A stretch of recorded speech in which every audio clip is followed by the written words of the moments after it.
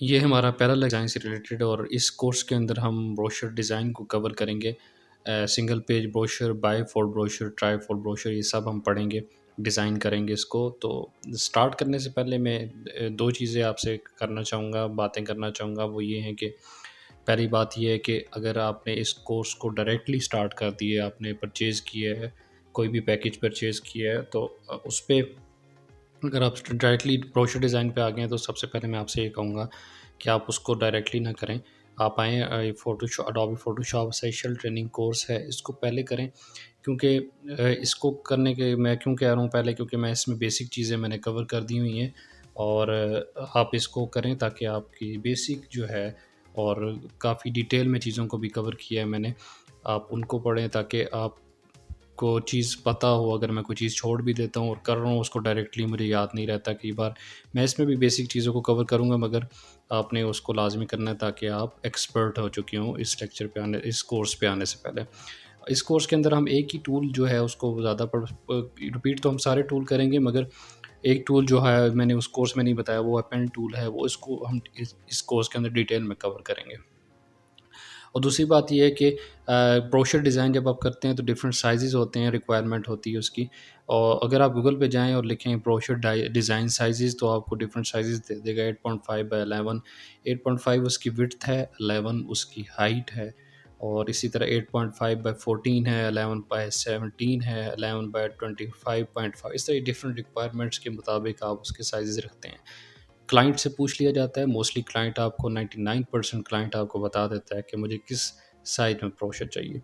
अगर बात करें सिंगल पेज ब्रोशर की तो अगर क्रिएट न्यू पे आप क्लिक करते हैं, फ़ोटोशॉप में आते हैं, क्रिएट न्यू पे क्लिक करते हैं, डॉक्यूमेंट टाइप के अंदर आपके पास डिफरेंट साइज़ेज़ हैं, यूएस पेपर है, इंटरनेशनल पेपर है। मोस्टली लोग इससे अवेयरनेस होगी उनको कि A4 A3 साइज़ के पेपर्स होते हैं। A3 साइज़ आप उस वक़्त लेते हैं जब आपका अगर ब्रोशर कोई विड्थ में ज़्यादा है तो इसकी क्योंकि इसकी विड्थ ज़्यादा है 297 विड्थ है, अगर आप A4 को सिलेक्ट करेंगे तो 210 विड्थ है उसकी। मैं A3 को लेके चलता हूँ और आगे देखें हाइट और विड्थ होगी। साइड पे आपके पास उसके आ रहे हैं कि उसकी कितनी इंचेस में हो, वो पिक्सेल्स में हो। अगर मैं पिक्सेल्स में करता हूँ तो देखें इसका कितनी ज़्यादा वैल्यू बढ़ गई है और मैं इंचेस में अगर करता हूँ तो फिर भी देखें उसकी वैल्यू कम क्योंकि इंचेस सबसे ज़्यादा है इसमें। इन ड्रॉप डाउन्स में सेंटीमीटर में करता हूँ थोड़ी और वैल्यू ज़्यादा हो गई है। मिलीमीटर्स में मैंने रखा हुआ था ये फोर्स को, यहाँ से दोबारा सेलेक्ट कर लेते हैं इंटरनेशनल पेपर A3 मिलीमीटर्स में इसका साइज़ है। आपने मिलीमीटर में ही रहने देना है। रेज़ोल्यूशन उसकी 300 होगी। रेज़ोल्यूशन से मुराद उसका कलर कितना उभर के आएगा, एचडी कलर होगा, एचडी व्यू होगा उसका। तो रेज़ोल्यूशन जितनी ज़्यादा होगी उतना साइज़ ज़्यादा होगा आपकी इमेज का। तो ब्रोशर में हमें टेंशन नहीं होती क्योंकि प्रिंटिंग ही करनी होती है तो हम रेज़ोल्यूशन ज़्यादा रखते हैं ताकि अच्छे कलर्स नज़र आएँ ब्रोशर में। 300 में से ज़्यादा भी आप रख सकते हैं मगर 300 मैं रिकमेंड करता हूँ कि 300 रखें। कलर मोड आरजीबी का मतलब है सारे कलर्स आपको ये दिखाएगा, देगा आपको फ़ोटोशॉप। यदि ग्रे स्केल करेंगे तो सिर्फ़ ग्रे कलर आपको शो होगा, तो सिर्फ़ स्पेसिफ़िक कलर शो होंगे आपको। तो अगर आप सारे कलर्स को देखना चाहते हैं, यूज़ करना चाहते हैं तो आरजीबी कलर आपने कलर मोड सेलेक्ट करना है।